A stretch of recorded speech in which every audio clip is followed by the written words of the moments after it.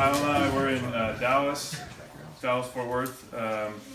We've been there working since 2015-ish, and had some struggles for a long time, and feel like God's helped us recognize more of a geographic focus, and so that's kind of where a lot of the things that we're doing kind of start with that foundation. And so sometimes I like to kind of draw the highway structure just to help me think, but one of the cool things is across the city from the east side, there's like the Garland area all the way to Fort Worth, and we just had a training a couple weeks ago west of Fort Worth, but there's about 15 families or teams that are taking some kind of local ownership, which would be a minimum of harvest time weekly and meeting in a 3/3. So that's really encouraging.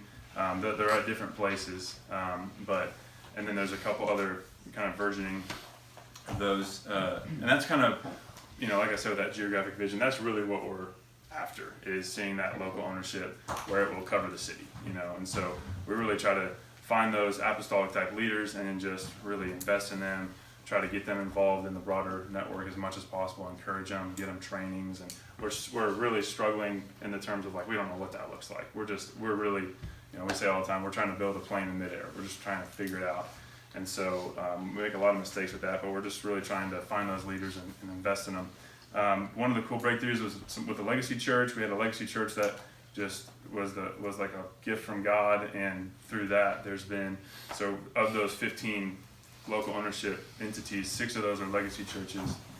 Not all of them are staff driven, but 4 of them are, and then there's 5 or 6 other churches. We just met with another one Wednesday that are kind of in the pipeline, and you can't count those yet, but we've seen a lot of those fall through the cracks. But those that are in the pipeline, and we feel like because of the credibility with that initial Legacy Church, man, it's just a totally different ballgame when you sit down with pastors and you have a church that is like already endorsed what's going on. And then within the Baptist community, it's really cool because the main guy, his name's Ross, he just runs into all these other leaders, and they're like, hey, what about this thing? And they're sharing stories, and that just is so encouraging how God orchestrates all of that. In the last 12 months, we've seen around 1,800 people trained as a part of like an L1 Saturday type training. There's at least 2 trainings every month. 2 of the churches host a monthly training, and then obviously there's others. We've had an Arabic training that hasn't really amounted to much, but that was encouraging. We have some South Asian trainings that haven't amounted to much, but just encouraging that we're getting those opportunities. Some Africans, some Ethiopians, some Nigerians that are kind of mixed in with some of that have been trained. We started a residency last year, and that was just a huge blessing that really strengthened things.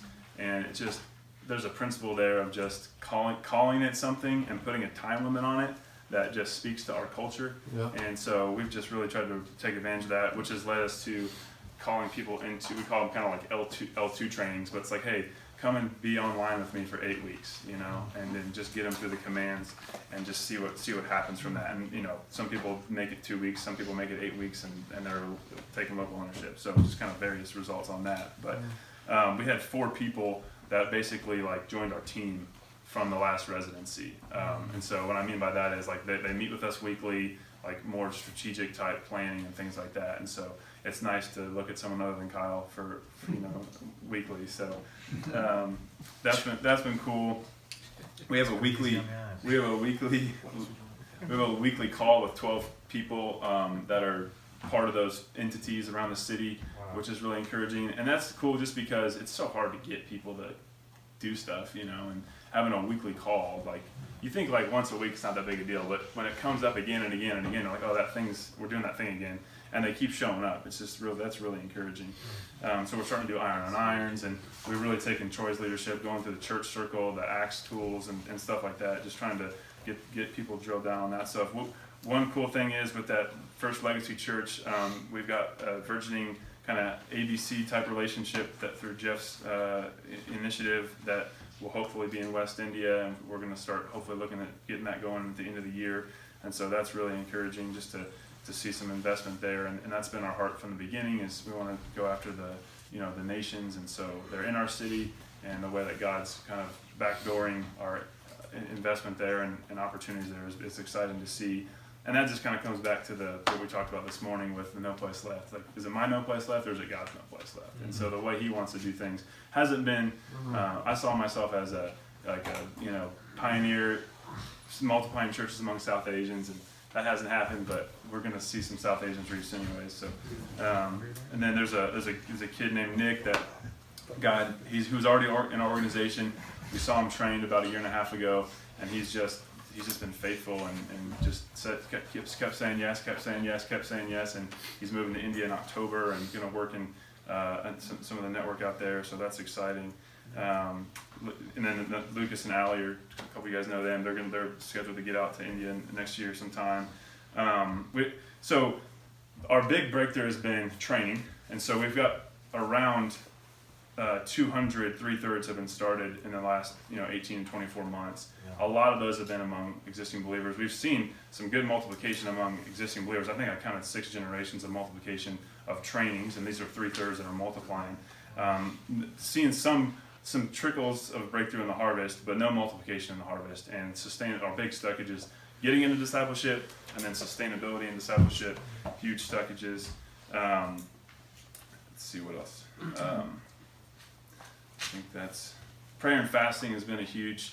Garrett, what was it?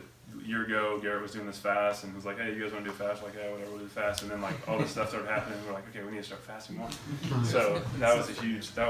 And it was funny. We did a 7-day fast with Garrett, and on the 7th day of that fast, we did our first training with First Baptist Allen. So that was like a cool. Like God was like, "Okay, hope you don't miss that. Take note of that." So yeah, anything, Kyle, else? We got another residency starting June 6th, and we've got about 15 to 20 people that are considering that, so hopefully we'll get some more. One of the neat things that we're seeing, just kind of with the Legacy Church, and that's one thing we pray for specifically that God will open doors among the Legacy Church and the DFW, which is pretty prevalent, is that these Legacy churches that are owning the vision, owning the training and the process, they're training each other. And so they're casting vision to each other, and they're saying, "Hey, let our swarm team come train you." And so that has set a precedent for that church that's being trained. Oh, we need to go train other churches. And so there's just this now, just this posture of, hey, we're going to go after losses together as the church of DFW. And so other churches are now saying, "Oh, we want to be a training church like that church." And so one of our prayers is just that God would raise up a training church like First Baptist Church Allen, who's just churning out trainings monthly, and they're sucking in all these other churches going, "Oh, I want to go check that out." And so that's just spitting out more trainings in other areas where ownership can be taking place. And so it's just it's a miracle of God, and they're just a juggernaut. And so we hope to see that reproduced in our city. As we talk about local ownership of the core missionary task, as was advised to us, as we see this swarming of training, just the nations are getting sucked in. It's just like everything. It's like this black hole. And we're just trying to, as Aaron said, build an airplane in midair, and really praising God for what He's allowed us to be a part of, and just really praying for more. We want to see more from the harvest. We're asking God. We want to see breakthroughs. Huge stuckage at Field 3. We're seeing people come to Christ and baptized. Praise God. But those people are disappearing. And we're just like, what is going on? So we're kind of asking God, is it something that we're doing sociologically that's causing a stuckage, or is it just a spirit thing that we just need to trust in to see happen? So our stuckages would be getting into Field 3 and then sustainability, because we get into it sometimes, but it doesn't last. And then downstream competency. So I think one of the issues with that is we don't get the opportunities to model discipleship in the harvest because we don't get into discipleship very often. So people, that are a couple degrees of separation away from us don't know, how to get someone, ask them the baptism question. How do I navigate certain things? We just don't have a ton of opportunities to model that stuff, and so that's a huge stuckage. So nailed it. Awesome.